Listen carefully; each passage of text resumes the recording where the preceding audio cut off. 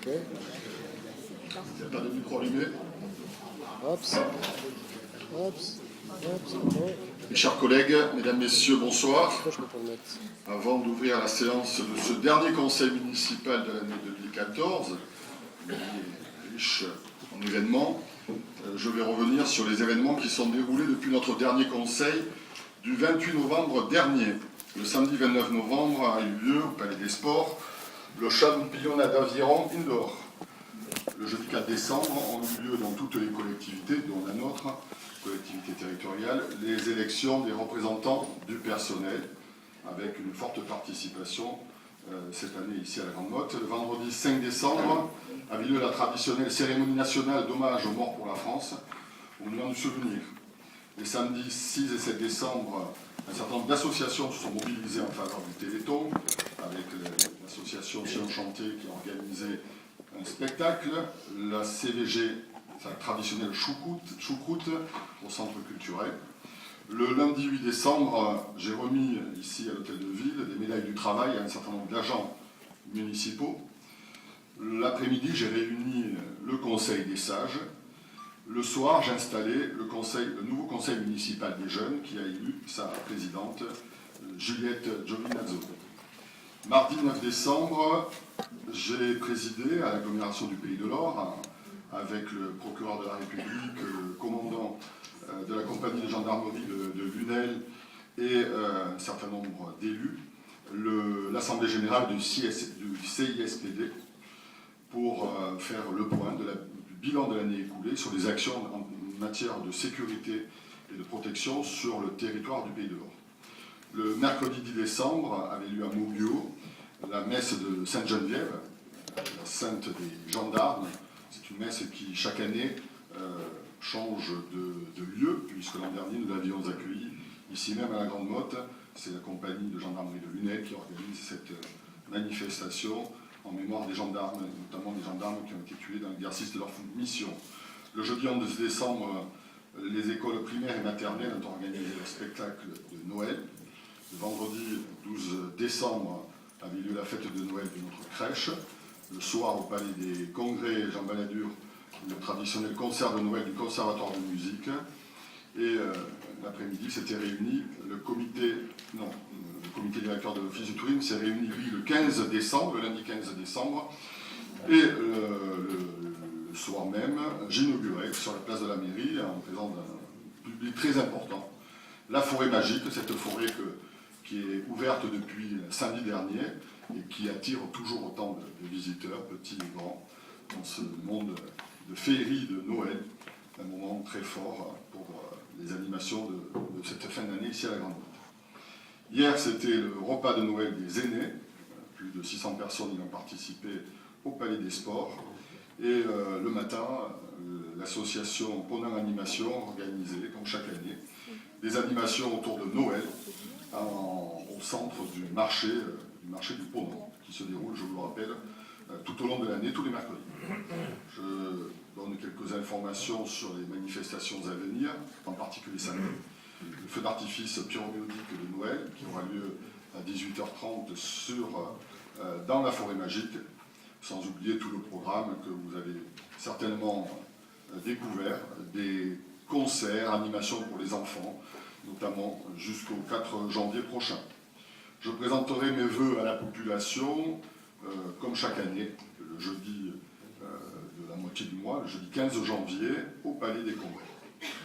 Voilà pour ces informations. Et puis une information qui est triste pour notre région, puisque vous le savez, depuis hier, le Languedoc-Roussillon a vécu, puisque les parlementaires, enfin les députés, ont voté la fin du Languedoc-Roussillon en votant la nouvelle carte régionale qui comporte aujourd'hui non plus 22, mais 13 régions.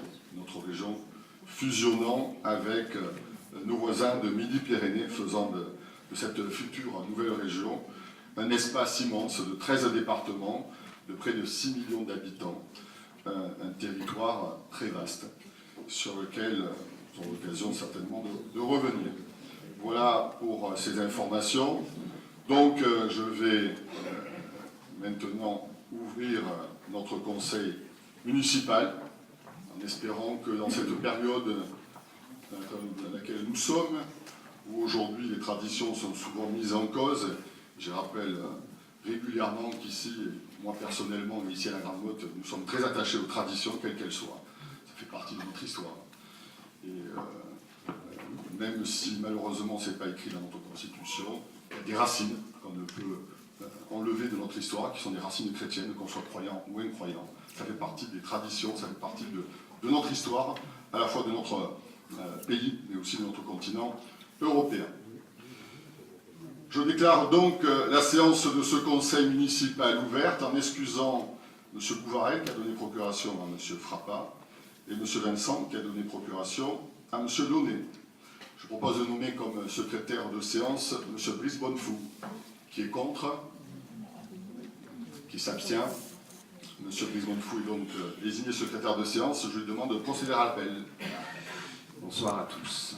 Stéphane Rossignol, Jean-Michel Launay, Joël Jeunin-Vigneault, Julie Pronost, Jean-Claude Mandel, Hélène Parena, Evelyne Biou, Jean-Yves Tauzin, Monique Guérino, Serge de San-Félix, Véronique Reynard, Bernard Ray, Marie Gibernon, Jean Rouvière, Isabelle Berger, Pierre Adou, Liliane Zordia, Laurence Telluob, Jean-Paul Frappa, Lina Delnotte, Jean-Paul Huot, Christophe Thiollet, Geneviève Olinder, Pierre Roland Tranchat, Sylvie Berger et Serge Durand.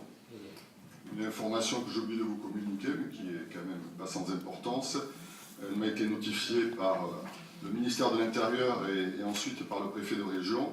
C'est une subvention qui nous est accordée dans le cadre de la réserve parlementaire de notre ancienne sénateur Marie-Thérèse Bruguière, qui avant de quitter le Sénat nous a permis d'obtenir 15 000 € de subvention pour la réhabilitation du chemin piétonnier que nous baptiserons prochainement, de la passe des Abîmes à la base d'Aviron. Donc 15 000 € que le ministère de l'Intérieur vient de nous accorder pour ces travaux. Vous avez reçu le procès-verbal du conseil municipal du 28 novembre dernier. Y a-t-il des observations? Est-ce que je pourrais vous poser une question préalable? Si ça a trait à l'ordre du jour. Je suis toujours dans le cadre de l'ordre du jour des affaires. Est-ce que notre collègue et ami Bouvarel est fatigué? Parce que ça fait 3 séances qu'il n'assiste pas. Non, Il va très bien, vous n'en faites pas. Vous savez qu'il a des responsabilités, il est chef d'établissement. Mais il était là hier toute la journée, il a présidé des réunions, il était présent au repas des aînés. Donc ne vous en faites pas pour lui, mais je lui dirai que vous êtes soucié de sa santé. Je pense qu'il en sera heureux. Ensuite, est-ce que vous pourriez nous dire quel a été le résultat des élections syndicales parmi le personnel? Oui, en gros, je n'ai pas le nombre de voix, mais la proportion. Donc vous savez qu'il y a 2 syndicats, le syndicat Force Ouvrière et le syndicat Fédération Autonome. Il y a eu 73% de participation. Le syndicat Force Ouvrière, qui était le syndicat majoritaire il y a 6 ans, l'est toujours, mais il est passé de 70% à 59%. Et le syndicat Fédération Autonome donc, a obtenu 41% de voix. Et donc ils ont 2 représentants chacun. Troisième et dernière question. Pourquoi avez-vous inauguré, je ne sais pas si on appelle ça la crèche ou quoi, le lundi plutôt que le samedi? Pour des raisons d'agenda, c'est tout. Bien, le procès verbal, je mets au vote. Oui, Mme Berger. Pas grand-chose, mais tout à l'heure, vous avez parlé donc des vœux, le jeudi 15 janvier au Palais des Congrès. Au Palais des Sports, pardon. Ah, voilà. Je me disais, tiens, on revient au Palais des Congrès. Bon, voilà, donc très bien. Et d'autre part, par rapport au procès verbal, une petite chose, hein, mais je vous avais envoyé donc un courrier pour excuser mon absence, et en fait, on m'a mis absente, purement et simplement. Donc voilà. C'est juste. Absente, on mettra absente excusée. Oui, non, mais c'est. Ça sera pour la prochaine rectifié. fois, pour la prochaine Ça sera fois. rectifié, Mme Berger. Bien, je mets au vote qui est contre. Qui s'abstient. Adopté. Nous passons à l'ordre du jour de ce conseil qui comporte 12 questions, 12 délibérations. La première concerne la CLECT, la Commission locale d'évaluation de transfert de charges de l'agglomération du Pays de l'Or, avec ce rapport présenté par M. Bonnefou. Le 1er décembre dernier, la commission d'évaluation des transferts de charges de la communauté d'agglomération du Pays de l'Or s'est réunie pour l'évaluation du transfert des charges des temps d'accueil périscolaire dit TAP de l'école maternelle de la ville de la Grande Motte, notamment Le coût net de ce transfert de compétences et de la gestion communautaire de ce temps d'accueil pour l'année 2014 représente 5 815 € pour la période courante de septembre à décembre. Il représente un coût net annuel pour l'année 2015 de 14 538 €. Le montant de l'attribution de compensation au titre de l'année 2014 est donc ajusté en conséquence et elle passe de 1 876 806 € à 1 870 991 €. Et l'attribution de compensation prévue pour 2015 est donc de 1 862 268 €. Le rapport de la commission devant être approuvé par les conseils municipaux des communes membres de l'établissement public de coopération intercommunale, Monsieur le maire vous demande d'approuver le rapport de la commission locale d'évaluation et de transfert des charges de la communauté d'agglomération du Pays de l'Or. On passe au vote. Qui est contre? Qui s'abstient? 4 abstentions. C'est donc adopté. Délibération suivante, c'est la convention de coordination entre la gendarmerie nationale et notre police municipale. Rapporteur, M. Bernard. La convention de coordination signée le 11 octobre 2006 entre la gendarmerie nationale et la police municipale étant arrivée à échéance, il y a lieu d'en signer une nouvelle. Cette convention organise sur le territoire de notre commune l'intervention conjointe de la police municipale et de la gendarmerie nationale. La nouvelle convention communale qui vous est proposée a pour but notamment de préciser la nature et les lieux d'intervention des agents de police municipale, de déterminer les modalités de coordination de ces interventions avec la gendarmerie et de préciser la périodicité des réunions d'information entre le commandant de brigade et le responsable de la police municipale. Elle est conclue pour une durée de 3 ans à compter de sa signature. Monsieur le maire vous propose d'approuver les termes de la convention communale de coordination de la police municipale et des forces de sécurité de l'État et de l'autoriser à la signer. Merci, M. Ray. Je voudrais compléter ce rapport de notre élu chargé de la sécurité avec quelques chiffres intéressants à communiquer sur la délinquance depuis 2008. Ces chiffres n'ont cessé de baisser, tout crime et délit confondus, c'est moins 15,3% de baisse. Sur la délinquance de proximité, une baisse encore plus importante, elle est de 30%. Sur les vols liés à l'automobile, vol à la roulotte, moins 71%, vol de véhicules, moins 67%, dégradation de véhicules, moins 94%. Alors c'est sûr, il y a toujours des faits, des délits, malheureusement, il y en aura toujours. Mais les dispositifs que nous mettons en œuvre sont en tout cas efficaces, notamment cette convention entre notre police municipale, vous le savez, particulièrement présente, puisqu'elle travaille 7 jours sur 7, 24 heures sur 24. Notre dispositif de caméra, M. Tchollet, qui, contrairement à ce que vous nous avez bien voulu nous indiquer, bien les opérateurs de vidéoprotection nous indiquent que à ce jour, il n'existe pas de caméra dite à 360 degrés pour l'exploitation en vidéoprotection urbaine, qu'une marque fabrique ce genre de produits, mais qu'elles ne sont exploitables qu'à l'intérieur de bâtiments, et qu'il y a un fabricant, je ne ferai pas la publicité, qui est en train de sortir une caméra de ce type, et que dès que celle-ci aura été validée, eh bien, cette société se représentera devant nous. Voilà donc les rectificatifs nécessaires à des propos qui étaient inexacts. Et puis je suis ravi de voir que l'efficacité de notre gendarmerie a fait que des délinquants qui ont pu agresser une dame qui était au distributeur de billets de la Poste ont pu être arrêtés. Donc vous le voyez, ce travail, même si quelquefois il y a des faits qui sont commis, il y a aussi des résultats dans les enquêtes que mènent nos polices municipales et notre gendarmerie. Voilà, sur cette convention. Oui, monsieur le maire, effectivement, c'est ma belle-mère qui avait été agressée et la gendarmerie a effectué un travail remarquable puisque l'auteur a été appréhendé, condamné et emprisonné. Alors, pour en revenir à monsieur Ray au niveau des caméras, il suffit simplement de faire comme à Palavas. Alors, monsieur Durand avait signifié Palavas au dernier conseil ou l'avant-dernier conseil. On dit écoutez, Palavas, c'est pas la grande motte. Effectivement, Palavas, c'est 6000 habitants. C'est une superficie de 2,38 km². Nous avons une superficie de 10 km², ce qui fait 4 fois plus large. Nous avons beaucoup plus d'habitants, puisque nous avons 8500 habitants. Palavas arrive à 60 caméras. Donc Palavas a comblé le problème du 360 degrés en doublant le volume, donc devant et derrière. Voilà, tout simplement, c'est pour faire une comparaison par rapport à Palavas. Palavas c'est 60 Mon collègue Christian Jean-Jean, maire de Palavas, est maire de Palavas depuis 1983, M. Tchoulet. Je ne suis maire que depuis 2008. Oui, non, mais d'accord. Mais... Il n'a pas mis 60 caméras en un mandat. Mon prédécesseur a commencé les installations, j'ai continué, j'ai poursuivi. Monsieur Jean-Jean a démarré les installations de caméras en 2008, je crois. En 2006, il faudra lui demander, mais c'est pas si vieux que ça. Alors, j'avais des questions à Monsieur Ray également. Vous nous parlez donc évidemment d'une police municipale qui travaille 24 heures sur 24, 7 jours sur 7, et vous nous indiquez que dans le département de l'Hérault, seulement 6 communes sont dotées d'un tel service. On peut s'en féliciter. Quelles sont ces 6 autres communes, si vous les connaissez? Je n'ai pas la liste, mais je vois Jean-Michel qui est pas très loin, qui va certainement pouvoir vous répondre. Jean-Michel. Michel. Monsieur Veil, je vous autorise à prendre la parole dans cette enceinte. Je prends vos questions. La ville de Lunel, la ville d'Agde, la ville de Palavas-les-Flots, je pense la ville de Marseille. D'accord, d'accord, ok. Donc cette convention que je me suis procurée oblige à faire respecter toutes les dispositions législatives et réglementaires, notamment sur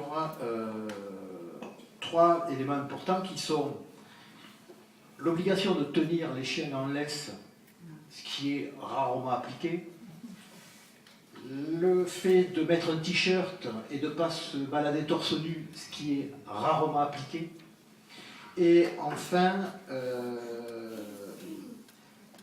la possession de la chicha sur la plage, qui est aussi effectivement rarement appliquée. On a quelques PV, mais par rapport au volume,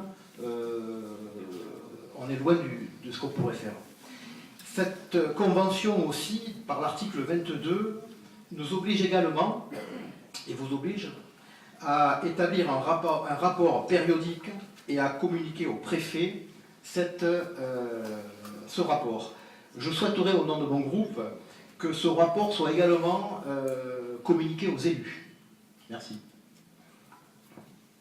Je ne sais pas si M. Ray peut apporter des précisions sur les t-shirts, mais en tout cas... Non, moi, je voudrais juste revenir un instant sur les caméras de vidéo. Lors du conseil municipal du 9 octobre, vous avez affirmé que votre système de caméra est obsolète, vos caméras sont obsolètes, elles tournent toutes les 15 secondes sans faire 360. Quand je vous ai dit qu'il y avait des gens derrière qui manipulaient ces caméras, vous avez dit ne me faites pas le coup des gens qui pilotent, il y a juste des gens qui visionnent et non pas qui pilotent. À la demande de M. Tranchat, j'ai accepté de vous faire visiter ce poste de vidéoprotection. Vous avez pu remarquer que nos caméras, loin d'être obsolètes, sont ce qui se fait de mieux en la matière. Vous avez pu remarquer que notre centre de vidéoprotection est quelque chose qui se fait de mieux en la matière et qui est visité par des tas de polices municipales, régionales et même internationales. Donc je voudrais tout simplement aujourd'hui que vous reconnaissiez votre erreur, que vous disiez que vous avez dit n'importe quoi, n'importe comment, sans savoir, et que vous reconnaissiez que je vous ai montré tout l'inverse. Merci.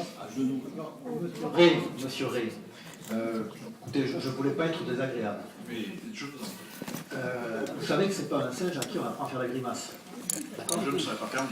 Quand je suis venu visiter le centre de surveillance, de protection, il ne vous a pas échappé qu'on m'a convoqué à 16h30. Et il ne m'a pas échappé qu'à 16h30, l'opérateur est à l'extérieur. Et que ça a été le directeur de la police municipale qui m'a fait la démonstration. Ce qui veut dire que si demain matin, sans prévenir personne, on se retrouve à 9h avec les opérateurs qui sont là en principe la journée, le résultat ne sera pas le même et vous en êtes, je pense, convaincu. Vous avez en toute l'année une personne qui est là 8 heures par jour et vous avez en saison des gens la qui sont démonstration, là vous m'avez fait faire la démonstration. Donc par monsieur votre directeur, vous m'avez fait faire la démonstration. Ayez un petit peu de courage, ayez un peu de courage et assumez vos propos. Est-ce que les caméras sont obsolètes par rapport à Palavas, on n'est pas dans la même configuration ou non? Non. Est-ce qu'elles sont obsolètes ou oui, le non? système est obsolète. Non, monsieur. Si. Mais non, monsieur. C'est Ayez un peu de totalement faux. courage. Et reconnaissez votre À erreur. Palavas, ça a Mais été... reconnaissez votre erreur, monsieur. J'ai visité le service, j'ai visité le centre.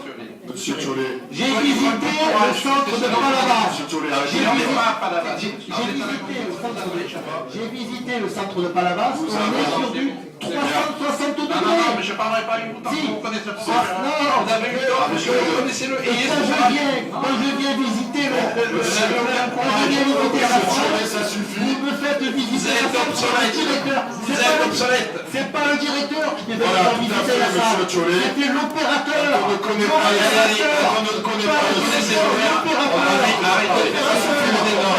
Allez, ça suffit. Je vous demande maintenant de vous calmer. Hein. Quand on ne connaît pas suffisamment un sujet, on évite d'en parler, monsieur Tchollet. Parce que nos caméras, monsieur Tchollet, quel intérêt aurions-nous à acheter des caméras obsolètes? Mais enfin, vous marchez sur la tête. Vous marchez sur la tête. Vous avez dit aux caméras sont obsolètes. Pas du tout. Le système est pas du tout. Mais Nous passons. Le débat est terminé là-dessus. Aujourd'hui, vous voyez les résultats. Et concernant les t-shirts, concernant les chichas, on vous donnera les PV. Il y a des quantités de PV. À part mettre un policier à chaque coin de rue, à part mettre un policier tous les 100 mètres sur la plage, enfin, vous voulez quoi aujourd'hui? Que la police ne passe son temps qu'à ça? La police n'arrête pas de... Moi je ne veux pas des gens qui passent torse nu avenue de l'Europe à 16h de l'après-midi. Eh bien, écoutez, ça passe à torse nu en permanence toute l'après-midi. Régulièrement, la police intervient. On vous voit plus. La police intervient. Ne vous en faites pas, nous avons des procès-verbaux, la police intervient. Donc elle ne peut pas être présente 24 heures sur 24 sur l'avenue de l'Europe à surveiller les t-shirts. Il y a des points, il y a des sujets plus importants que cela. Il y a de la délinquance sur laquelle je préfère que les policiers se mobilisent que de mettre des quantités de policiers à surveiller si on porte un t-shirt ou pas. On verbalise quand la personne ne veut pas remettre son t-shirt et on signale, on demande un avertissement aux autres. Mais on ne peut pas le faire sur la quantité des personnes qui sont présentes dans la ville. L'année prochaine, ils seront tous nus. Débat, Il n'y aura rien. bien sûr. On passe au vote sur cette convention qui est contre, qui s'abstient. Elle est adoptée à l'unanimité. Nous passons au point suivant, l'approbation de la convention d'objectifs à passer avec l'Office municipal de tourisme. Rapporteur, Madame Julie Pronost. L'Office municipal de tourisme remplit 3 missions principales d'intérêt général qui s'inscrivent dans le cadre naturel des exigences de service public qui sont celles d'une cité à vocation essentiellement touristique. L'accueil et l'information des visiteurs locaux, régionaux, nationaux et internationaux, la promotion de la station avec l'ensemble de l'offre touristique afin d'assurer un remplissage quantitatif et qualitatif de notre cité, la coordination de divers partenaires du développement touristique local. Des missions complémentaires lui sont également confiées, animation événements, gestion du palais des congrès. Il convient que la ville et l'Office municipal de tourisme signent une convention définissant les obligations respectives de chacune des parties, ainsi que les objectifs qui doivent être atteints afin d'assurer pleinement ces missions de service public. Monsieur le maire vous propose donc d'approuver la convention d'objectifs à passer avec l'Office municipal de tourisme, conclue pour une durée d'1 an à compter du 1er janvier 2015 et reconductible 5 ans par tacite de reconduction, soit jusqu'au 31 décembre 2020, et de l'autoriser à la signer. Voilà, je propose, oui, l'intervention. Passer au vote sur cette convention qui est contre, qui s'abstient, une abstention adoptée à la majorité. Nous passons au point suivant, le règlement intérieur concernant les modalités d'utilisation des véhicules de service. Rapporteur, M. Jean-Michel Honnet. Les dispositions applicables à la gestion des parcs automobiles des services extérieurs de l'État sont transposables aux collectivités locales.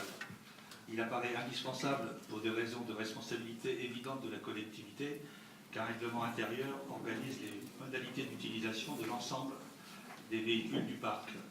Le règlement proposé répond à ces obligations et reprend pour l'essentiel les pratiques actuellement en vigueur dans nos services. Monsieur le maire vous demande d'approuver le règlement intérieur concernant les modalités d'utilisation des véhicules de service. Oui, j'ai une question par rapport à ce règlement, puisque je l'ai consulté. J'ai consulté le règlement antérieur. J'ai vu qu'il y avait effectivement une petite différence. Il y avait un article qui a été rajouté et qui concerne l'utilisation des véhicules de service étendus aux adjoints au maire. Dans le règlement, il est marqué aux adjoints. Il est marqué adjoint ou conseiller municipal. Alors ma question est la suivante, c'est pourquoi, qu'est-ce qui a motivé de rajouter cet article au règlement concernant les véhicules. Parce que depuis qu'il y a des véhicules de service, notamment réservés pour les élus, il n'y avait pas de règlement à ce sujet-là. Et c'est pas propre à la Grande Motte. Tous les maires qui se sont succédés n'avaient pas un règlement particulier. D'ailleurs, c'est nous qui avons adopté ce règlement, qui évolue chaque année, enfin à chaque mandat municipal. Sur des véhicules des élus, il y avait un flou total, qui a été posé dans de nombreuses mairies, municipalités. En 2012 est sorti un règlement que certaines municipalités viennent d'adopter ou sont en train d'adopter, et nous faisons de la même manière. Lisez la presse, vous verrez que dans le département, certains élus ont fait voter également dans leurs conseils municipaux ces nouvelles dispositions qui n'existaient pas auparavant et qui ont été créées pour justement faire en sorte que le flou qui existait là-dessus soit en partie solutionné, parce qu'il n'y a jamais de texte clair dans ce domaine-là. D'accord. Question que je voulais savoir aussi, c'est on peut savoir le nombre de cartes hors parc qui existent là à la mairie. Parce que moi je sais que nous, à l'époque, il y en avait deux, il y avait le maire, et puis il y en avait une, le premier adjoint, et on pouvait l'utiliser à toute fin ici. Alors, je sais que j'en ai eu, il y en a une effectivement pour le maire, mais qui est enfermée, que je n'ai jamais eu utilisée, donc elle est dans un placard enfermé, je ne sais même plus me rappeler peut-être, mais c'est une carte effectivement qui m'avait été remise après mon élection. À ma connaissance, pour les élus, je suis le seul à en disposer, mais que le premier adjoint n'a pas, voilà, je vous le réponds. Mon ancien premier adjoint n'en avait pas non plus, mais c'est une carte qui est quelque part dans un placard enfermé, sous clé. Voilà. C'est une question pour information. D'autre part, j'ai lu également que l'utilisation de ces véhicules de service était pour le périmètre de la Grande Motte, ou alors avec un ordre de mission, effectivement. Voilà. Mais bon, c'est ce qui existait avant, en fait. Hein. Enfin, moi, de mémoire, c'est comme ça que ça se passait. Hein. Sauf qu'on n'utilisait pas les véhicules de service, les élus, à l'intérieur de la Grande Motte. On utilisait nos vélos ou nos véhicules. C'est le cas. Quand si un élu doit effectivement utiliser, il y a une mission, un ordre de mission qui est signé par le directeur général en général.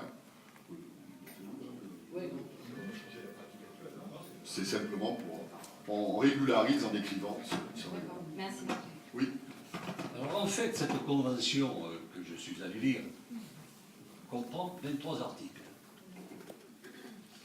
Il y en a 4 qui sont intéressants. L'article 8 exige la tenue d'un carnet de bord propre à chaque véhicule avec la mention quotidienne du kilométrage effectué et du nom du conducteur. L'article 9, qui est très intéressant, en cas de déplacement hors de la ville, un ordre de mission spécifique doit être donné. Nous sommes d'accord.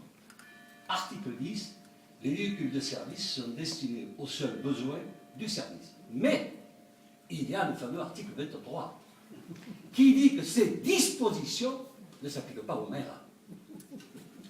De telle sorte que le maire peut prendre le véhicule de service et en disposer à sa guise, ça qu'on puisse savoir où il va.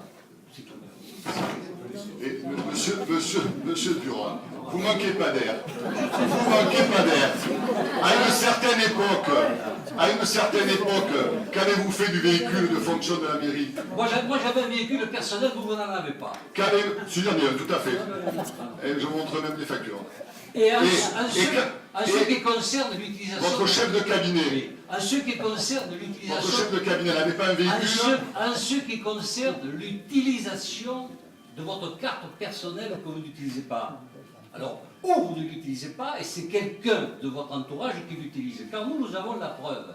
Nous avons la preuve que lorsqu'il y avait des réunions, par exemple, de Copé à 7, de Carucci à 7, ce jour-là, il y avait un véhicule de la mairie à 7. Nous avons la preuve que quand M. Proust, député européen, fait une réunion à Nîmes, il y a un péage qui détermine qu'un véhicule municipal est allé à Nîmes ce jour-là. Il faudra, le moment venu, que vous nous expliquiez comment ça peut se passer. Alors, vous confondez carte hors parc, qui est une carte qui n'est pas attribuée à un véhicule, ce dont parlait Mme Berger. Elle connaît la signification d'une carte hors parc. Donc ça veut dire que n'importe qui peut l'utiliser. Cette carte, elle n'est pas utilisée. Elle est enfermée. Et il y a une carte affectée pour chaque véhicule de service. Pour chaque véhicule de service, une carte affectée à un numéro d'immatriculation. C'est ça la différence. Il faudra que l'utilisateur de cette carte nous explique ce qu'il va faire de 7h à 24h, par exemple. Voilà, il faudra que l'utilisateur de cette carte nous explique comment le jour de la Toussaint, il travaille pour la ville, c'est tout. Monsieur Durand, vraiment, vous ne manquez pas. Je sais que je ne manque pas d'air. Sachant ce que vous avez fait pour cette collectivité, sachant la manière dont vous avez géré la ville, sachant les condamnations qui ont été les vôtres, vous avez pendant les 4 années, heureusement vous n'êtes resté que 4 ans, vous avez détourné les fonds publics, des fonds privés, vous avez accordé la liberté d'accès, vous avez fait des folies vous allez vous expliquer. Vous avez été condamné à 18 ans de prison ferme. Mes ennuis judiciaires sont derrière, les vôtres pour vous sont devant. Vous allez vous expliquer. Monsieur Durand, je sais que vous vous intéressez beaucoup, vous écrivez même au président de région qui est obligé, parce que vous aviez tellement été habitué, vous, à des méthodes que vous pratiquez que vous pensez que tout le monde les pratique. Eh bien non, il y a des gens honnêtes et des gens malhonnêtes. Je ne fais pas partie de cette catégorie-là. Vous avez voulu me salir pendant la campagne électorale, on a vu le résultat qu'il en était. 6% d'un même fait moins que votre fils. Quand un véhicule consomme 400 litres dans le mois, il faut qu'il nous dise ce qu'il fait. Vous n'avez pas de leçon à donner. Et le vin qu'on a trouvé dans votre cave, que vous avez acheté pour vos œuvres sociales. Mais vous serez bien convoqués, rassurez-vous. La plainte sera déposée la veille de Noël, le cadeau de Noël. Rassurez-vous. Le dossier est là. Quelqu'un comme vous. Oui, rassurez-vous. Oh là là. Oui, monsieur le maire, si vous permettez, je suis nouveau au conseil municipal, je n'ai pas connu les anciennes municipalités, donc moi les débats sur l'ère Durand, notre époque, Madame Berger, etc., bon, ça ne me concerne pas. Ce que je souhaiterais, c'est que que l'on passe de règles opaques à des règles d'une très grande clarté. Ce que j'ai noté, moi, c'est ce que nous faisons avec ce règlement. Attendez, vous permettez. Ce que j'ai constaté lorsque je me suis intéressé au budget de la commune de la Grande Motte, c'est qu'il y avait manifestement une confusion entre ce que l'on appelle un véhicule de fonction, qui n'est pas autorisé au maire, même si les textes ne sont pas très clairs, il y a de la jurisprudence tout à fait précise là-dessus. Véhicule de fonction qui n'est pas autorisé pour le maire. Donc il y a une opacité entre le véhicule de fonction et les véhicules de service. Voilà. Et cette convention que vous proposez n'est pas de nature, si vous voulez, à mettre un terme à cette opacité. C'est ce que je voulais vous dire. Si, justement. J'avais une question à M. Bonnefou. Concernant le véhicule du maire, vous le considérez comme un véhicule de fonction ou comme un véhicule de service? Le règlement détaille. Donc, le véhicule de service. Donc, ce règlement intérieur, vous m'arrêtez si je n'ai pas compris, ce règlement intérieur dit... Non mais, je crois que j'ai compris, c'est pour ça que je continue.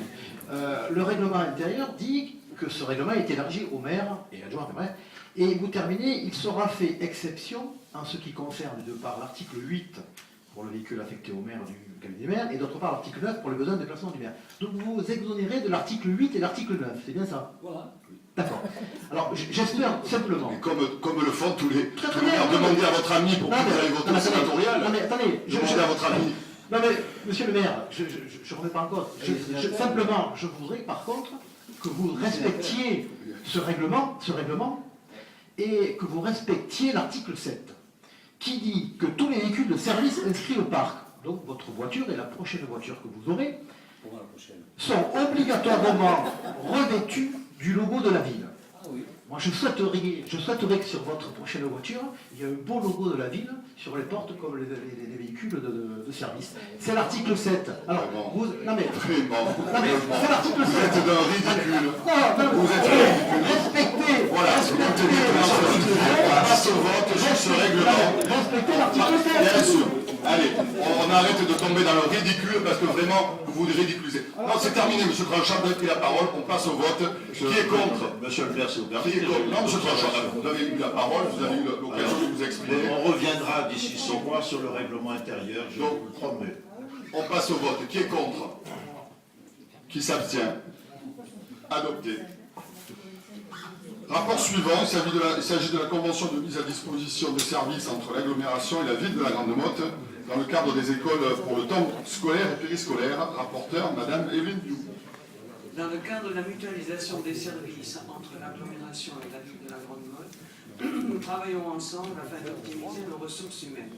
Depuis le transfert des services animation et petite enfance de l'agglomération, nous utilisons ce dispositif qui permet de faire face de façon souple aux exigences de diplôme et d'effectifs pour l'encadrement de nos petits grands motoires.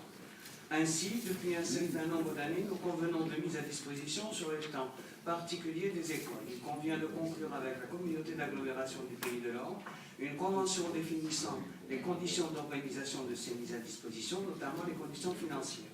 Monsieur le maire vous demande donc de l'autoriser à signer cette convention. Qui est contre? Qui s'abstient? Elle est adoptée à l'unanimité. Passons au rapport suivant. Ça concerne l'aide au permis de conduire. Rapporteur Madame Evelyne Diou. Dans le cadre des politiques publiques que nous mettons en faveur de notre jeunesse, nous avons décidé d'aider nos meilleurs bacheliers à financer leur permis de conduire. Le permis de conduire constitue en effet aujourd'hui un atout incontestable pour qu'un jeune puisse chercher un emploi ou continuer sa formation et ses études. Nous mettons donc en place une aide forfaitaire de 500 € pour les élèves domiciliés à la Grande Motte qui auront obtenu la mention bien ou très bien au baccalauréat. Cette aide pourra être octroyée sous le respect de certaines conditions. Elle entrera en vigueur à compter de la promotion de bachelier de l'année scolaire 2013-2014 et sera octroyée sur demande expresse de l'intéressé. Elle ne pourra être accordée que dans la mesure où tous les documents nécessaires à l'instruction de la demande auront été produits. Monsieur le maire vous propose donc d'approuver la mise en place d'une aide au permis de conduire. Promesse tenue. Madame Berger. Monsieur le maire, sur le fond, je trouve ça très bien. Ceci dit, je me demande s'il ne devrait pas quand même y avoir des conditions de ressources par rapport à ça. Parce qu'on sait très bien que les bacheliers qui obtiennent une mention bien, mention très bien, c'est vrai que la plupart du temps, et M. Frappa ne me contredira pas, je pense là-dessus, sont la plupart du temps issus de familles relativement aisées. Donc si vous voulez... Bon, M. Frappa, vous pouvez partir. Je parle de la Grande Motte, hein. Je parle de la Grande Motte, attention, hein. Je ne parle pas d'une manière générale. Bon, sinon, tout du moins peut-être avoir un métier un petit peu plus pointu sur le mérite, plutôt que s'en tenir juste à l'obtention de la mention. C'est quelque part c'est une récompense en quelque sorte entre guillemets pour quelqu'un qui a fait l'effort, qui a travaillé. Et des talents, M. Frappa, vous qui avez été chef d'établissement. Je parle de la Grande Motte, hein, attention, hein, je ne parle pas d'une manière générale sur l'académie ou autre. Globalement, depuis plusieurs années, la réussite au bac, évidemment, a beaucoup progressé. Et d'autre part, les élèves issus de milieux défavorisés sont de plus en plus bacheliers. Et ça, c'est indéniable, ce sont les statistiques de l'éducation nationale. Donc, on se réjouit de cette avancée. Donc, la remarque que vous faites ne me semble pas indispensable, si je puis dire. Non, mais là, on parle de mention, on ne parle pas de bachelier. Non, mais attention, globalement, non, mais ça suit. Confondre, mais ça suit, parce que le nombre de mentions très bien, le nombre de mentions bien, le nombre de mentions assez bien, a explosé ces dernières années. Et tout suit. Oui, mais moi je vous parle pour le cas précis de la Grande Motte. Mais la Grande Motte suit. La Grande Motte suit. Pour l'Académie de Montpellier, la Grande Motte, c'est pas les autres. Bon, Mme Berger, en tout cas, je prends note. On va expérimenter ce dispositif. Voilà, on va voir, voilà. Vous verrez, on va voir le retour à l'usage. Mais effectivement, aujourd'hui, c'est dans l'idée. Il ne faudrait pas que ça soit effectivement, oui, pas forcément employé. Madame Berger, de toute façon, en prenant en compte votre remarque, c'est évident, c'est évolutif. D'autre part, actuellement, nous avons 4 dossiers qui ont été déposés. Voilà. Bien. Enfin, ça sera intéressant, même pour vos statistiques, de voir un petit peu de quels sont effectivement les milieux concernés. Oui.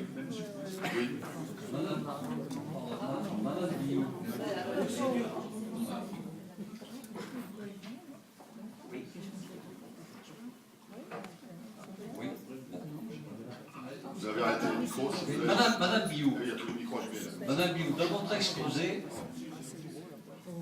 vous dites le permis de conduire constitue en effet aujourd'hui un atout incontestable pour qu'un jeune puisse chercher un emploi ou continuer sa formation. Alors la question que je vous pose, faut-il que ce jeune simplement la mentionne très bien pour qu'il soit concerné?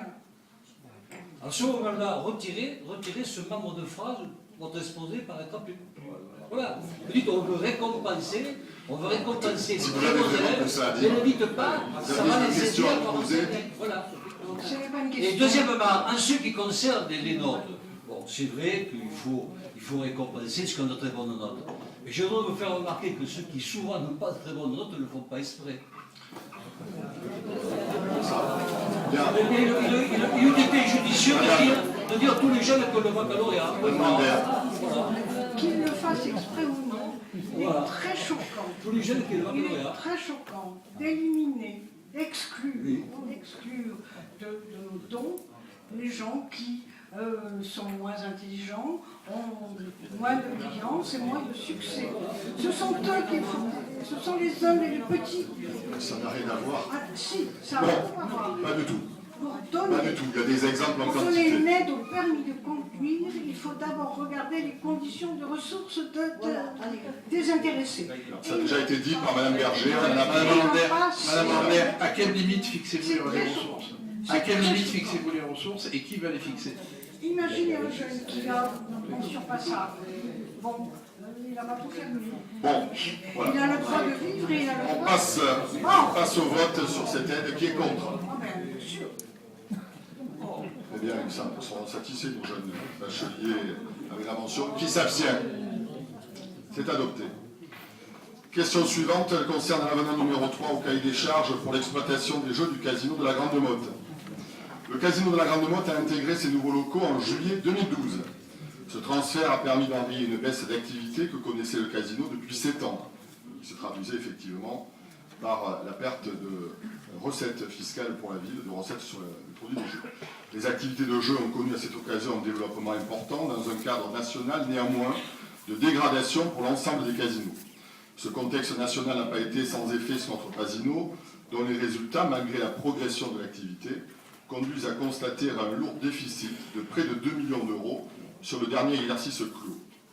M. Stéphane Vaugien, directeur général, responsable de la SAS Casino, a fait part à la commune de ces difficultés et il demande à la ville de consentir au casino pour les 4 prochains exercices une diminution annuelle de 250 000 euros du prélèvement communal qui pourrait être acté sous la forme d'un 3e avenant au cahier des charges du 10 janvier 2008 pour l'exploitation des jeux du casino. Ainsi, il convient donc de modifier l'article 5 du cahier des charges relatif au prélèvement communal versé par le concessionnaire à la commune.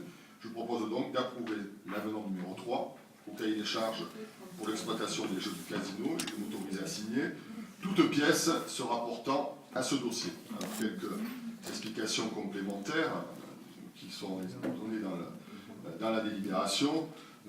Comme il est indiqué, effectivement, aujourd'hui, c'est pas propre à notre casino, mais au monde des casinotiers, les difficultés financières liées à de nombreuses raisons, le contrôle de la carte d'identité, l'interdiction de fumer, la crise, et le contexte local d'un niveau d'établissement qui a coûté plusieurs millions d'euros, nécessite pour nous depuis plusieurs semaines de travailler avec le casino, qui est un partenaire historique de notre ville, qui est un des principaux fournisseurs d'emplois, qui fournit une recette conséquente à la ville.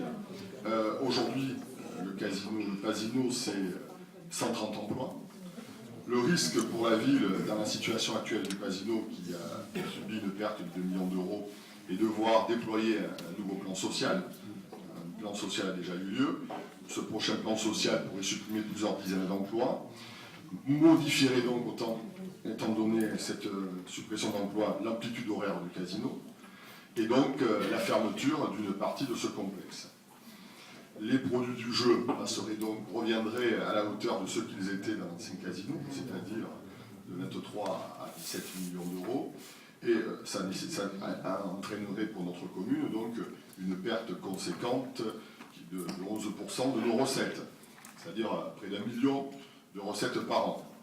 ce qui aurait, bien entendu, indirectement, donné la nécessité pour notre ville de devoir augmenter les impôts, la fiscalité de 12% pour compenser cette perte de 11% de nos recettes. Alors, mon combat pour l'économie locale, vous le connaissez, pour la protection des emplois, j'ai reçu les représentants syndicaux du Pasino qui sont donc bien entendu inquiets, puisque déjà de nombreuses mesures ont été prises et qu'aujourd'hui, sans la signature de cet avenant, d'autres mesures, comme je viens de l'indiquer, pourraient être entreprises, mettant en péril donc de nombreux autres emplois, donc des familles qui sont concernées. J'ai entendu l'inquiétude de ces représentants des syndicats du Pasino, des cadres aux simples employés, et je pense que la ville se doit effectivement aujourd'hui dans un contexte particulier. C'est pour ça que cette proposition est étalée sur 4 ans, qu'elle nous permettra de voir l'évolution de l'économie des casinos dans cette période, une période sur laquelle les prévisionnistes ne sont pas particulièrement optimistes pour l'immédiat, en tout cas, pour à court terme. Donc, et puis, bien entendu, nous verrons comment se déroulera cette évolution. Mais en tout cas, dans cette convention, le casino s'engage, l'établissement s'engage à maintenir un certain niveau de produits de jeu. C'est une des conditions, bien sûr, à cette convention, à cet avenant. De maintenir les emplois, sinon ça remettrait en cause, bien entendu, cette convention, ces amplitudes horaires du Pasino, avec notamment la salle de spectacle qui continuera à fonctionner. Voilà donc aujourd'hui ce qui m'amène à vous présenter cet avenant sur lequel nous travaillons depuis plusieurs semaines, je le disais, avec les représentants des syndicats, avec la direction du Pasino, son directeur général en particulier. Voilà, mesdames, messieurs, mes chers collègues, ce que je tenais à vous dire sur la situation, même si on ne la perçoit pas directement, on peut l'apercevoir indirectement, mais je pense que nous devons, dans cette période aussi, de signifier cet effort qui permettra de maintenir le produit des jeux à un certain niveau. Oui, monsieur le maire, j'ai lu avec attention la lettre qui effectivement demande cette diminution par rapport aux produits du jeu. Donc l'action que je me posais, c'était de savoir s'il y a un bilan de l'exercice passé, vous avez été remis, oui, bien sûr, effectivement... On s'est appuyé, bien entendu, je peux vous assurer qu'on a demandé, ça n'a pas toujours été facile, mais on a demandé de connaître les comptes d'exploitation, les bilans, voilà, les comptes prévisionnels, de manière à pouvoir s'appuyer sur quelque chose. Oui. Si c'est que sur le courrier que vous avez reçu, c'est pas, bien entendu que non. Bien entendu que nous avons, monsieur le président, avec la direction à Paris, avec la direction locale. Le président est venu ici à la Grande Motte, le président du groupe est descendu avec le président du Pasino et son directeur général.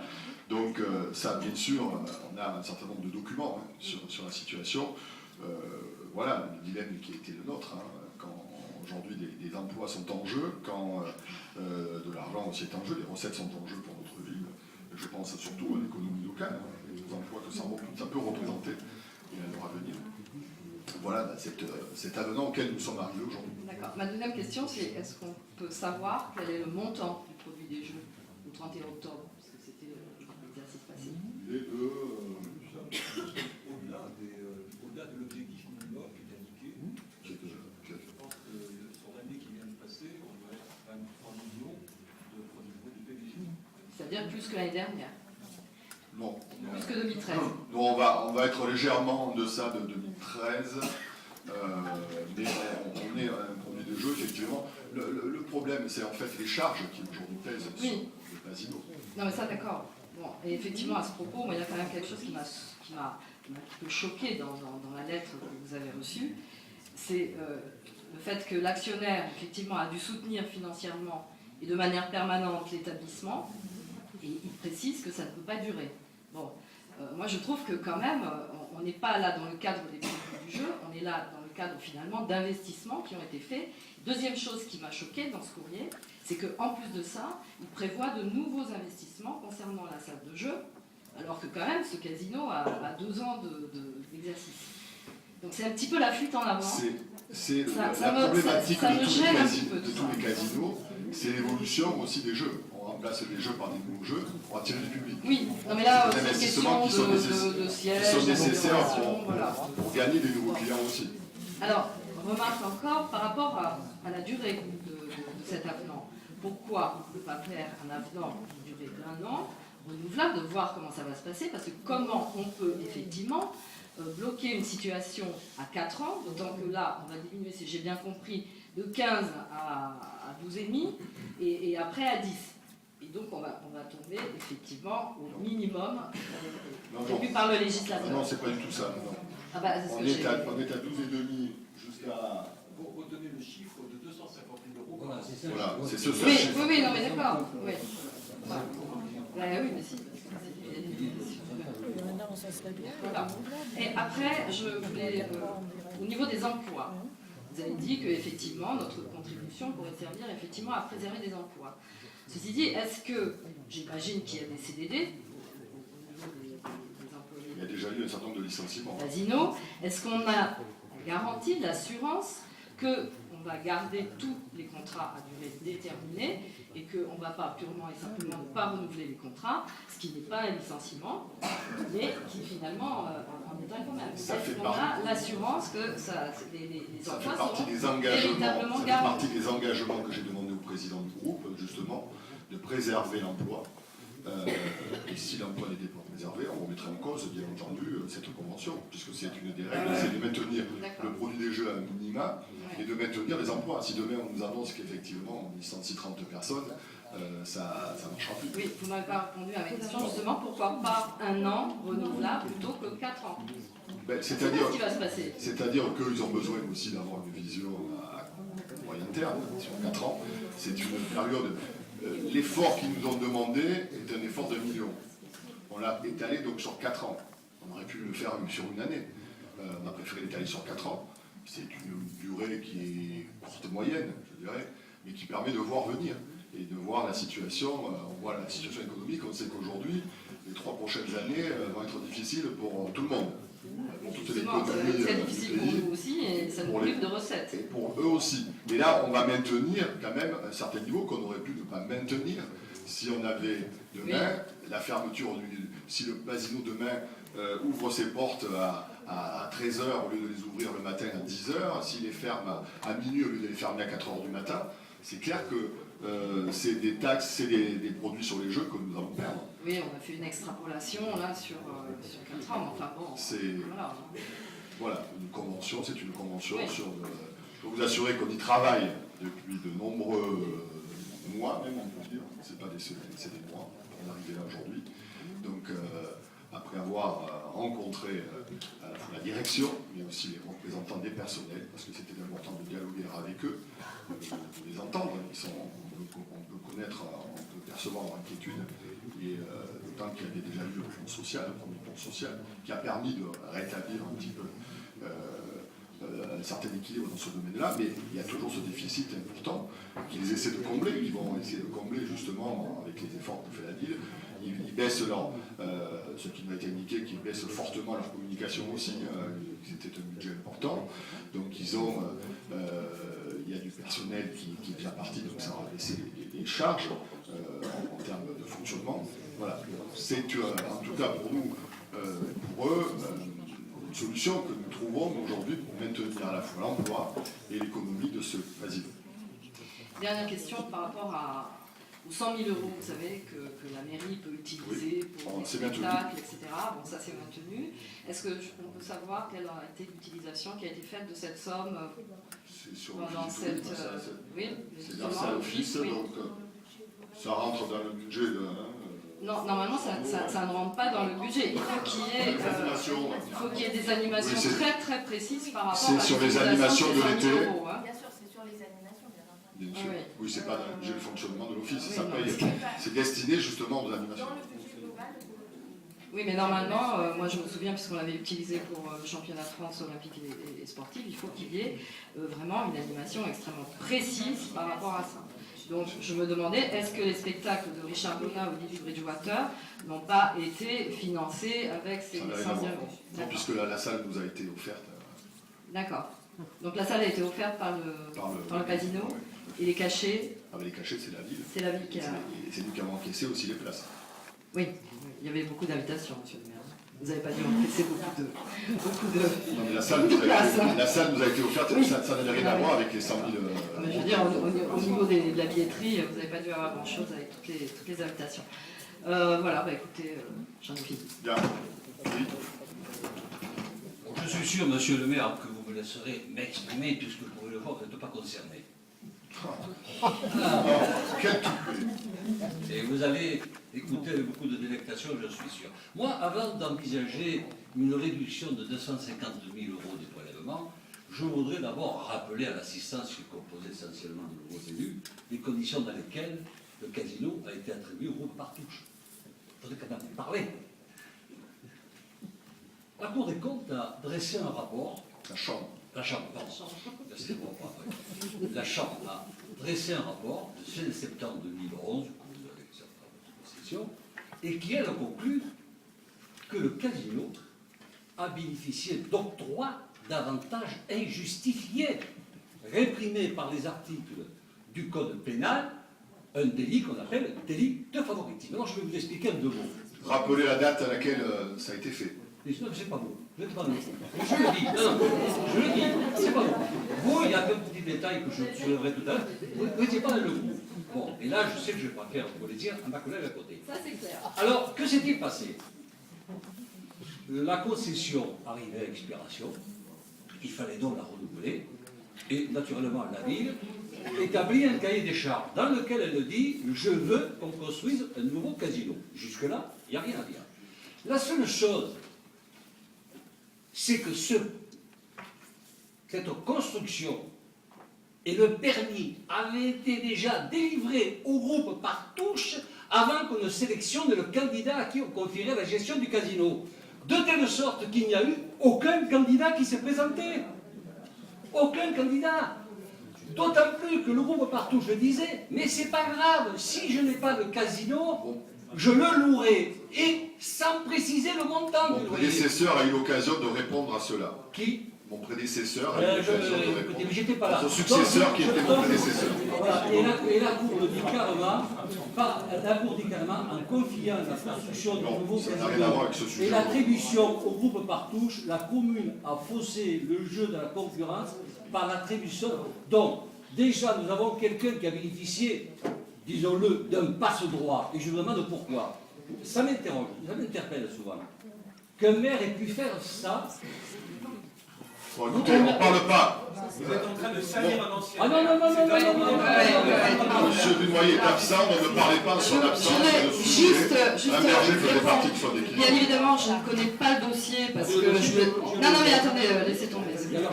Je veux simplement dire que nous avions toute confiance dans les négociations qui ont eu lieu entre M. Dunoyer et Claude Godignon. Croyez-moi que Claude Godignon était au plus près de tout ça et que ça a été fait dans l'honnêteté et une transparence absolument parfaite. Quant à ce que vous dites, à savoir que c'est la ville qui a demandé un nouveau casino, il faut que vous sachiez, monsieur Durand, qu'à l'époque, c'est l'État qui a demandé au casino d'avoir des grandes salles, etc. Ça a répondu à un besoin de l'État et non pas de la mairie. Non mais je dis simplement que dans le cahier des charges, on disait à ceux qui voulaient postuler qu'il nous faudra construire un casino. Que ce soit l'État qui nous demandait ou la mairie, les gens n'ont pas postulé parce que, voilà, c'est tout. Et maintenant, ils nous demandent une faveur, sur laquelle nous allons discuter tout à l'heure. Parce que les comptes d'exploitation, où on vous démontre qu'on fait 2 millions de pertes, c'est facile. Vous avez une SCI qui appartient au groupe Partouche qui est propriétaire de... Bon, monsieur Tranchat, la parole. Vous n'avez plus la parole. Monsieur Tranchat. Monsieur le maire, ce qui est évoqué par notre collègue monsieur Durand est malheureusement la réalité. Bon, vous n'allez pas répéter ce qu'il vient de dire. Je me répète, écoutez, vous permettez que je puisse prendre la parole au cours de ce conseil municipal. C'est une réalité. Nous avons effectivement ce rapport de la Chambre régionale des comptes. Bon. personnellement... Le conseil municipal de l'époque en a débattu. Donc on Vous permettez, monsieur le maire, parler. Non, je permets ce que je veux bien permettre, donc vous n'allez pas revenir sur le passé. Je parle d'un avenant aujourd'hui, c'est là-dessus que je vous demande de vous exprimer. L'avenant d'aujourd'hui, le passé va illustrer ce que je vais dire sur l'avenant d'aujourd'hui. Bon. Nous avons ce rapport de la Chambre régionale des comptes. Personnellement, je pense que la probité de l'ancienne municipalité n'est pas en cause. Je ne mets pas en cause la probité de M. Dunoyer. Mais je pense que l'ancienne municipalité s'est fait, passez-moi l'expression, rouler dans la farine par le groupe Partouche. Aujourd'hui, je trouve que la situation est particulièrement choquante. Le groupe Partouche connaît des difficultés depuis plusieurs années. Il a subi, je ne sais pas si vous avez des informations sur la procédure collective qui est en cours, il a subi une procédure de sauvegarde. Lorsque nous avions discuté des orientations budgétaires, je m'étais permis effectivement d'attirer l'attention du conseil municipal sur les difficultés du groupe Partouche, en indiquant que vos prévisions étaient peut-être très optimistes et qu'il convenait de tenir compte de ces difficultés économiques du groupe Partouche. Malheureusement, mes propos n'ont pas été pris en considération et je le regrette. Aujourd'hui, sur le plan moral, je trouve particulièrement indécent en cette période de crise de faire un cadeau de 1 million d'euros au groupe Partouche, 1 million d'euros, alors qu'il y a tant de commerçants, d'artisans qui sont en difficulté sur le territoire de notre commune. Et vous cédez aux injonctions du groupe Partouche, parce que nous avons une fois de plus le double chantage, le chantage à l'emploi, en disant si vous n'accordez pas ce million d'euros, vous aurez des concitoyens qui seront au chômage, et vous cédez également au chantage, enfin c'est le chantage que vous faites plus ou moins, monsieur le maire, passez-moi l'expression, puisque vous dites si on n'accorde pas le million d'euros pour en quelque sorte sauver le groupe Partouche, vous aurez, vous, population grand-montoise, la nécessité de voir vos impôts locaux augmenter pour faire face au déficit d'exploitation. Alors, je crois qu'il ne faut pas mettre la main dans l'engrenage, et c'est la raison pour laquelle, essentiellement pour des raisons morales, je voterai contre, effectivement, cette demande de subvention déguisée qui est sollicitée par le groupe Partouche. Eh bien, écoutez, pour des raisons morales aussi, moi je pense au personnel, aux 50 personnes qui peuvent être licenciées à cette période de Noël, dont vous faites référence, et qui sont menacées dans leur emploi. Donc j'estime que là aussi, un devoir moral de la part d'une collectivité, même si effectivement, aujourd'hui, je ne vais pas m'apitoyer sur le sort d'un grand groupe, mais simplement aujourd'hui, je vois une situation locale, un casino qui apporte une certaine ressource à la ville, c'est pas rien, c'est un partenaire historique depuis longtemps, c'était avant le groupe Partouche d'autres groupes qui étaient sur cet établissement, et aujourd'hui, c'est le groupe Partouche qui gère cet établissement, il est en difficulté, il y a des casinos qui ferment, Nous sommes pieds et poings liés aujourd'hui le groupe Partouche. Moi je suis là pour défendre l'économie locale, pour défendre l'emploi. Voilà. Alors, bon écoutez, on ne va pas passer la soirée. Je ne vais pas parler. Je ne vais pas parler. Chacun prend la parole, on va parler sur le sujet. Alors, un sujet important. Le groupe, un sujet important. Quand vous avez lu le courrier du Pasino que j'ai là, vous avez oublié un article qui dit, enfin une phrase, un paragraphe qui dit, malgré les efforts importants que nous avons réalisés en train d'optimiser l'exploitation, notre actionnaire a dû soutenir financièrement et de manière permanente. Bon. En fin de compte, c'est quand même le côté en bourse, en fin de compte, le million de dégrèvement qu'on propose au casino, c'est pour faire plaisir aux actionnaires. Il faut le savoir. Alors, on prend un gros risque. On prend le risque qu'il se crée à la Grande Motte une association de commerçants, on a 400 commerçants, qui vont chacun venir nous voir, enfin vous voir en tout cas, vous expliquer que c'est difficile et qui vont vous demander des revenus sur les droits de terrasse, on prend ce risque, parce que pourquoi pas eux et le casino. Parce que quand vous parlez, vous avez entièrement raison de défendre l'emploi, je suis d'accord. Mais 250 000 euros par an, vous savez ce que c'est, ça représente un emploi? Oui, et 5 1 million, de moins par an, vous savez ce que ça représente sur un Monsieur Rossignol, 250 000 euros de moins, de charge à moins, c'est 5 emplois. Vous avez sauvé 5 emplois. Pas du tout. Si. Pas du tout. Vous allez rencontrer les syndicats, vous allez leur expliquer. 250 000 euros par an, 250 000 euros par an, c'est 5 emplois. Vous irez leur expliquer, aujourd'hui, vous êtes disqualifiés pour parler de quoi que ce soit. C'est 250 000 euros par an, c'est 5 emplois. Vous êtes disqualifiés. Aujourd'hui, nous sommes là pour essayer de sauver un établissement. Pourquoi je suis disqualifié? Parce qu'aujourd'hui, écoutez, vous ne connaissez rien au problème. Vous étiez là, vous essayez d'agiter des drapeaux de défense. Le casino, l'an dernier, a rapporté à la ville 3 200 000 euros. 3 200 000 euros. Avec 130 emplois aujourd'hui. C'est quand même pas bien. Et les 400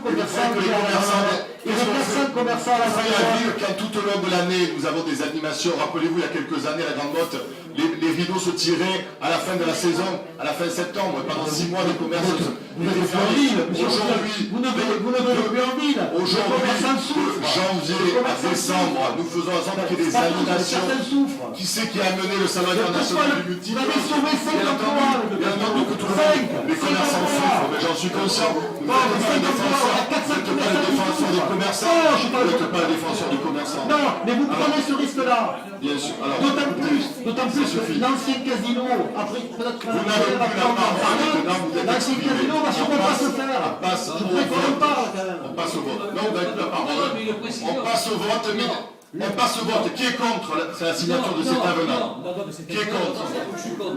Qui est contre? Vous n'avez pas la parole. Quand le casino a signé, il savait que les chiffres étaient en négatif. Qui s'abstient? Une abstention.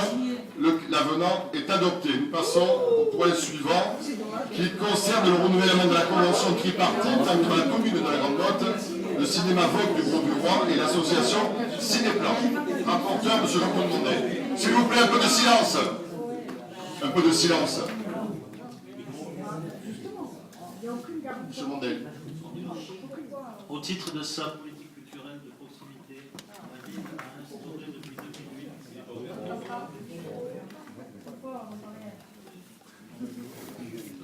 Au titre de sa politique culturelle de proximité, la ville a instauré depuis 2008 des séances de cinéma qui se déroulent au Palais des Congrès sous le sigle CGM. Selon le même principe, nous proposons l'été des séances Cinéma sous les étoiles qui ont lieu dans l'enceinte du théâtre de Verdure. Il s'agit d'un axe de la politique culturelle très bien identifié par la population grandmotoise qui est très attachée à ces séances. Afin de pouvoir organiser ce service, nous avons besoin de collaborer avec 2 acteurs. Le cinéma Vogue du Gros du Roi, qui est emplacé dans un périmètre inférieur à 5 km, doit autoriser nos projections, ce qui est le cas depuis le début de notre collaboration. Et l'association Cinéplan, agréée par le Centre national de la cinématographie, qui est notre prestataire en charge de l'organisation des projections. La convention initiale a été conclue en 2011 pour 3 ans. Il convient donc de la renouveler aujourd'hui pour la même durée.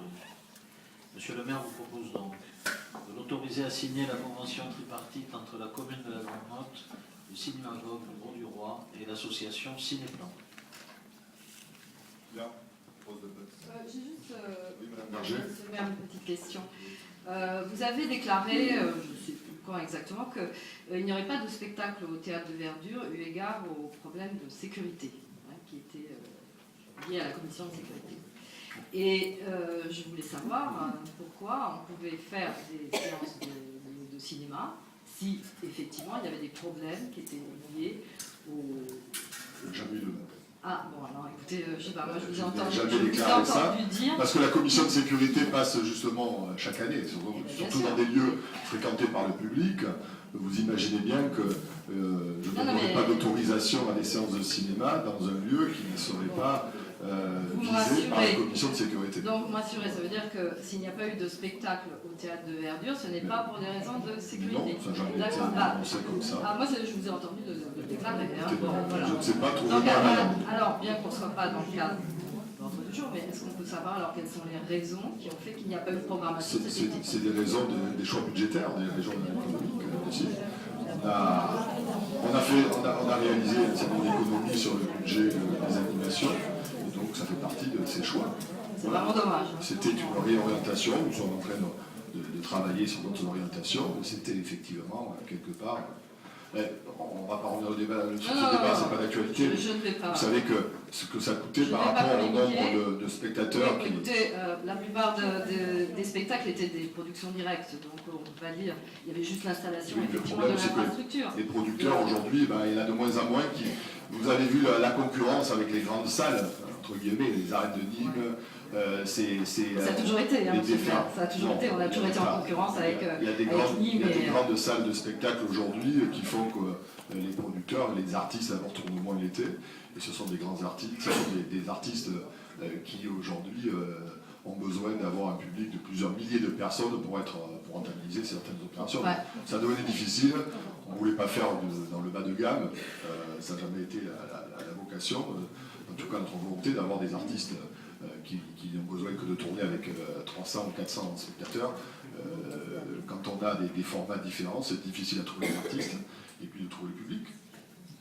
Bon, enfin, quoi qu'il en soit, moi je le déplore et beaucoup de Grandmontois le déplorent également. Bien, on passe au vote, oui. Allô ? Monsieur Mandel.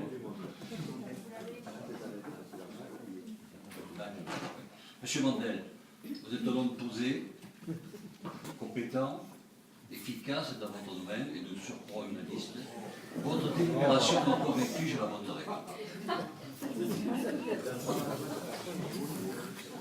J'avais une question à monsieur Mandel, parce qu'il y a des bruits qui courent en ville. Monsieur Mandel, il y a des groupes qui courent en ville, je voudrais que ce soir vous puissiez nous éclairer sur la pyramide du livre. On entend dire que la pyramide du livre serait supprimée. Est-ce que c'est vrai? On aura l'occasion de communiquer sur la politique culturelle en début d'année. Monsieur Mandel, il y aura là-dessus. C'est pas d'actualité. C'est pas d'actualité, monsieur Thiollet. Monsieur Mandel est en train... Est-ce que monsieur Mandel peut parler? Préparer le programme de culture. Est-ce que monsieur Mandel peut parler? Je lui pose la question. Monsieur Mandel, il peut parler, bien sûr. Merci. Monsieur le maire ne m'a jamais interdit de parler. Tout à fait. Merci, monsieur. Simplement, on souhaite faire un événement sur le livre dans les années qui viennent, refaire un événement sur le livre.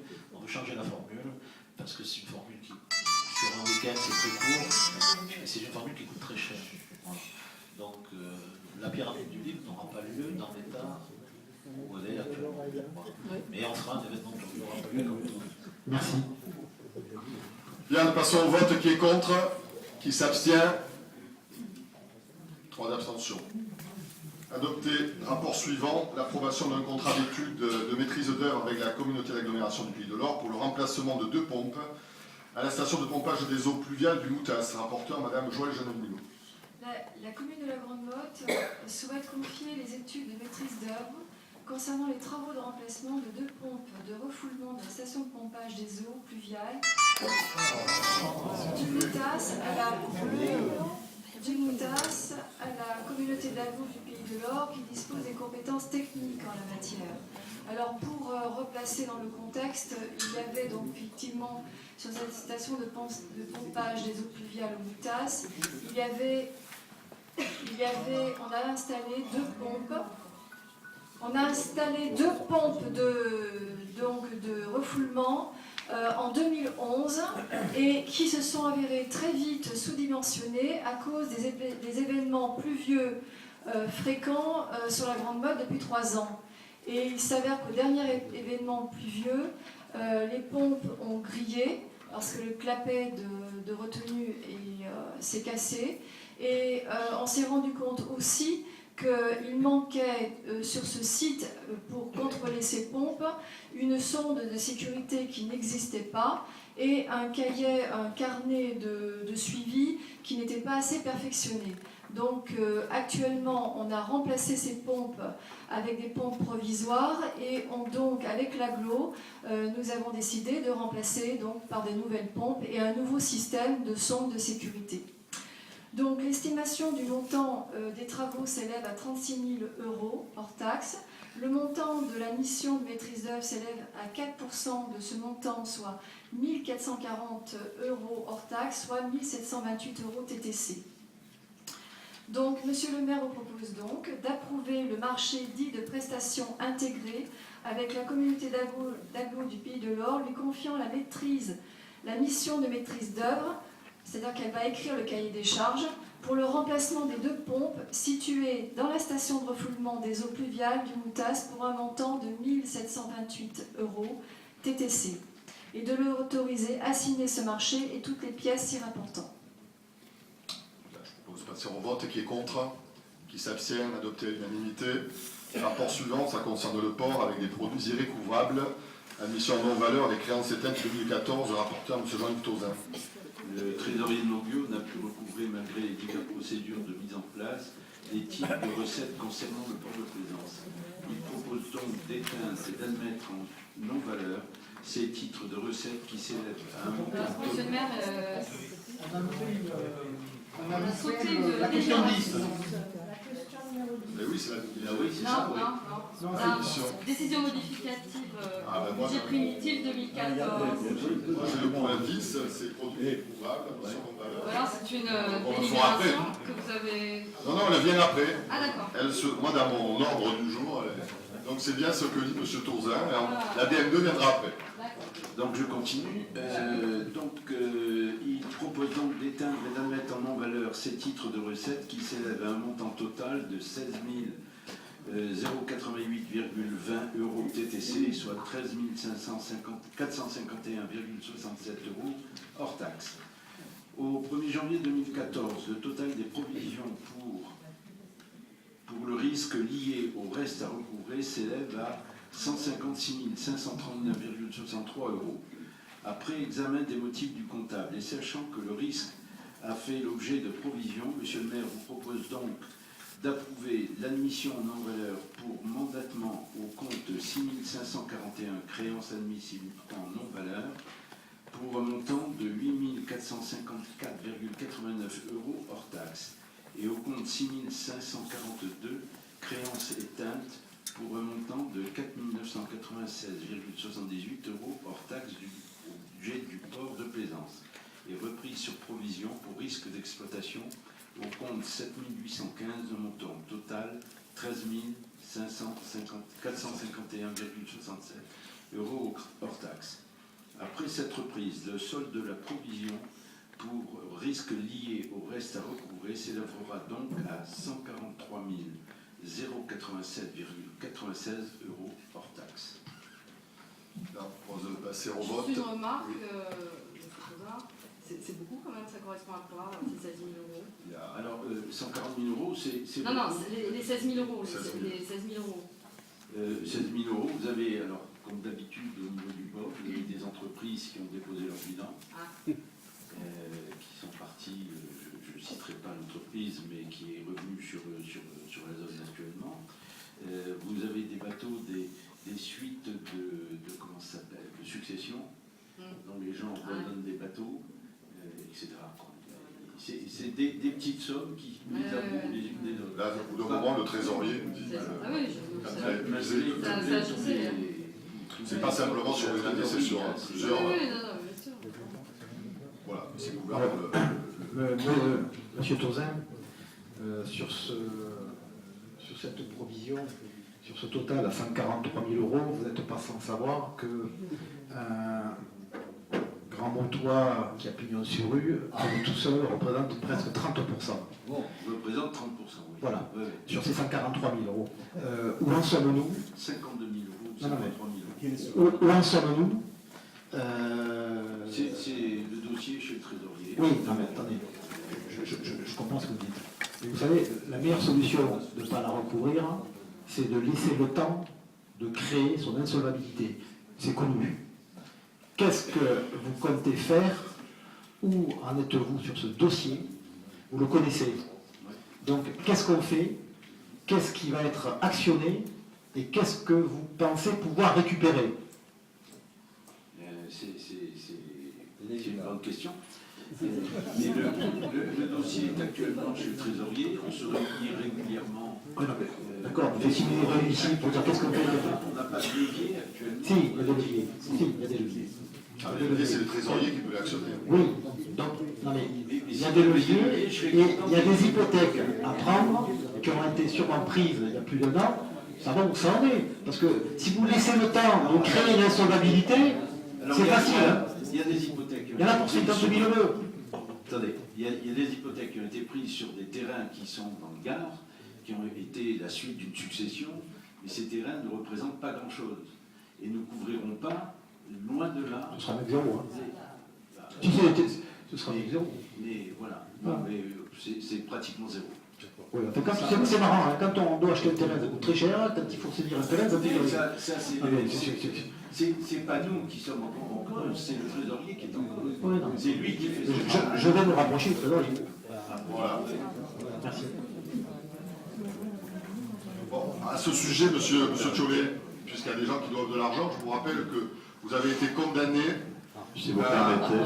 Vous avez été condamné...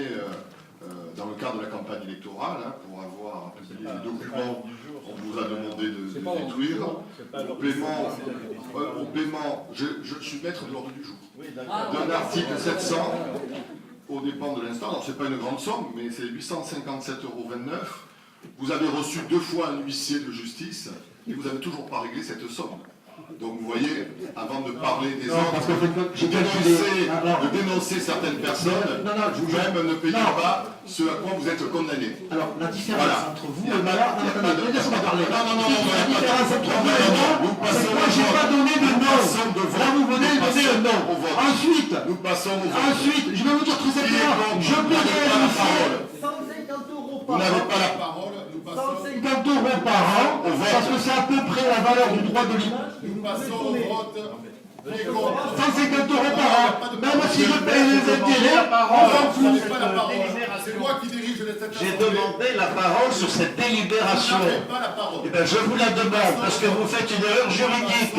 Ce n'est pas le trésorier qui doit faire la procédure, c'est la commune qui doit faire la procédure. Vous ignorez la procédure, c'est tout. Je voulais vous donner ce point de juridique. Voilà, il n'y a pas de dossier et chez le trésorier pour qui est contre. C'est le maire qui va engager la procédure. Monsieur, on a engagé la procédure, on n'a pas... Vous n'engagez pas la procédure de recouvrement. C'est tout. Vous êtes laxiste. Ne mettez pas en cause le trésorier. Oui. Écoutez, vraiment, c'est... Quelle hauteur vous donnez à ces débats? On aimerait bien avoir la parole au conseil municipal. Quelle honte. Vous coupez le micro systématiquement. Passons au vote. Qui est contre? Qui s'abstient? Adopté. Nous passons à la décision modificative numéro 2 au budget primitif du port. Monsieur Tauzin, rapporteur. À la suite des intempéries du 28 novembre 2014, le port a subi des dommages nécessitant une réparation en urgence, cap d'alimentation électrique du quai nord numéro 2. À titre d'information, ce câble a pris la fuite. D'autre part, nous avons l'opportunité de réaliser la réhabilitation de surfaçage du parking essentiel quai sud à la fin de l'année pour un montant de 94 314,02 € hors taxe. Pour permettre d'engager ces travaux, il convient d'abonder le compte 21 de la somme de 74 500 € hors taxe. Cette somme sera débitée pour, d'une part, 25 080 € hors taxe du compte 20, correspondant au reliquat du programme de diagnostic du bâtiment de la capitainerie, et pour 49 420 € hors taxe du compte 23, correspondant à l'annulation du programme d'acquisition de l'engin de levage catamaran. Monsieur le maire vous propose donc d'approuver la décision modificative numéro 2 au budget primitif 2014 du port de Plaisance. Voilà, je propose de passer au vote. Qui est contre? J'ai deux remarques, monsieur. Berger. En tant que plaisancière, il me semble que le quai Est aurait plus besoin d'être resurfacé que le quai Sud. C'est pas la même... Oui, alors le problème du quai, je dirais Pompidou et oui, bon, quai Pompidou, oui. Quai Pompidou, il y a un problème de ce quai et comment à des pavés, etc. Et donc, il est identifié baladure avec voilà. Les petits pavés. On est identifié baladure, c'est un quai qui va... c'est vrai qu'au départ, on devait faire ce quai et le virage. Mais actuellement, financièrement, on ne peut pas s'attaquer tout de suite à ce quai. Mais il sera programmé. Il va être programmé courant 2015, fin 2015 a priori. Et là, on s'est dit, puisqu'on avait déjà programmé ces 100 000 euros, on les programmera, on fait le quai sud, qui est aussi dans un état pas très... Vous voyez la configuration du pavage, le pavage est particulier, on ne peut pas simplement... S'il s'agissait de faire un simple revêtement, oui, on aurait fait... Alors on peut supprimer, mais ce serait dommage en tout cas d'enlever cette finition qu'avait fait à l'époque Balladur hein, sur son parking. On a des câbles souterrains, on va reprendre des réseaux qui sont à reprendre aussi sur ce quai, alors que sur l'est, le sud, non. Deuxième remarque, je n'ai pas en tête la délibération qui nous a amené à voter effectivement l'acquisition d'un engin de levage catamaran. Oui. Mais qu'est-ce qui avait motivé effectivement l'acquisition d'un engin de levage catamaran? Est-ce que ça avait un rapport avec l'outre-mer? L'engin de levage catamaran n'est pas abandonné, il est abandonné sur l'année 2014. D'accord. C'est-à-dire sur le budget qui avait été voté sur 2014. Cet appareil sera remis en investissement sur le budget 2015. D'accord. Il n'est pas question d'abandonner actuellement cet appareil. Il est simplement reporté sur le budget. D'accord. D'autant qu'aujourd'hui, c'est vrai que la Grande Motte, avec son entreprise Outre-mer, avec le salon de Multicoque, le besoin a été bien identifié. Mais c'est une dépense qui est reportée à 2015. Monsieur Tauzin, quelle est la motivation du décalage de cette acquisition? C'est le travail. Vous savez qu'on a eu des problèmes, on est passé maintenant, tous nos contrats vont passer au 1er janvier. Donc on a eu un surcoût de travail, on n'a pas pu travailler et faire le cahier des charges exact pour cet appareil. C'est tout. C'est simplement une charge de travail. Vous savez que un travail considérable qui est celui de mettre au même niveau les contrats qui étaient renouvelés tous les 2 mois. Aujourd'hui, les contrats vont être renouvelés au 1er janvier. Et je peux vous assurer que pour le personnel du port, ils font un travail considérable pour avoir réussi. Il y a eu d'abord le paiement échelonné, qui n'existait pas auparavant, qui a été un travail supplémentaire. Et maintenant, effectivement, la remise à niveau des contrats qui étaient renouvelés plusieurs fois par an. Les contrats sont tous alignés, mais vont être maintenant tous alignés au 1er janvier. Donc ça représente une charge de travail. Donc, on ne peut pas demander au personnel, donc c'est simplement un retard de quelques mois. Parce que je me rappelle, on en avait d'ailleurs discuté, c'était l'acquisition de l'engin de levage catamaran. Oui. C'est une machine, en fin de compte. Qui n'existe pas. Ah, c'est un matériel qui n'existe pas. Dans sa finalité, si vous voulez, elle n'existe pas. Il y a quelques éléments à mettre encore au point. Si vous voulez, on avait budgétisé 600 000 euros au démarrage sur cette machine avec des travaux sous-marins qui étaient à effectuer.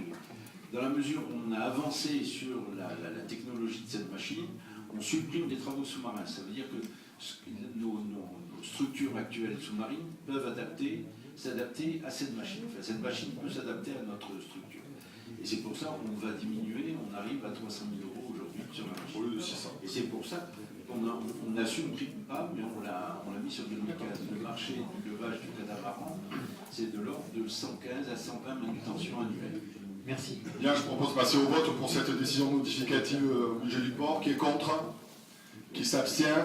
Elle est adoptée à l'unanimité. Nous passons à la dernière délibération.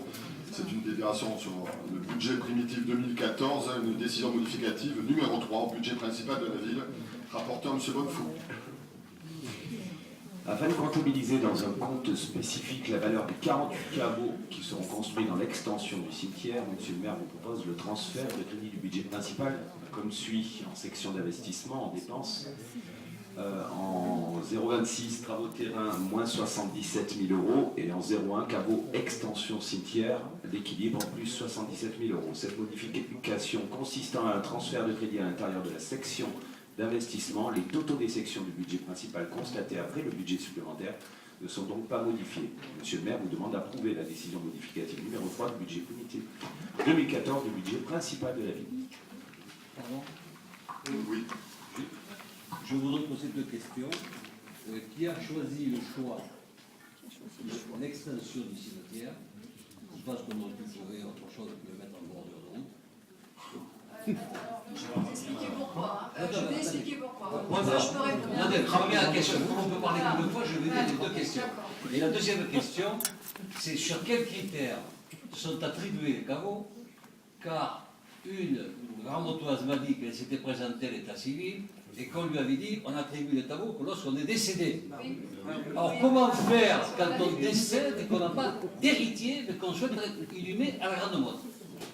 Voilà. Alors, je vais vous répondre sur la première question. Pourquoi on a fait cette extension de ce côté-là? Tout simplement parce qu'on est couvert par Natura 2000 et qu'on a le fameux crapaud, qui s'enfonce. Et donc il est protégé, donc on n'a pas pu faire ça de l'autre côté parce que c'est une zone humide et on doit aujourd'hui les protéger et même les reconstituer quand elles n'existent plus. C'est ce qui se passe d'ailleurs dans la dune à côté, on va en remettre 13 zones humides pour justement faire venir toutes ces familles-là, ces petites bébêtes. Donc là, il y a une famille, on ne peut pas la déplacer, donc on a été obligé de faire l'extension sur ce côté-là. Effectivement, on voit le cimetière, mais il va y avoir une nouvelle plantation. Il va y avoir une nouvelle plantation des arbres. Bon, je pense que d'ici quelques années, ça ne se verra plus. Mais voilà, on a été coincé par des problèmes réglementaires environnementaux qui se justifient aussi. Hein. Je veux dire, bon, on doit protéger aussi notre faune et notre flore. Mais voilà, on a trouvé quand même cette possibilité et c'est bien. En ce qui concerne les attributions, on n'a plus de place. Donc automatiquement, on est obligé aujourd'hui de le gérer et de ne plus par anticipation. 5-6 places. Il vous reste moins d'une dizaine de places. Donc si on les vend, vous comprenez bien. Ce sont des héritiers qui viennent demander le caveau. Comment pouvons-nous faire? Oui, mais quand la personne n'a pas d'héritier, est-ce qu'elle pourrait mandater? Peut-être avec un notaire.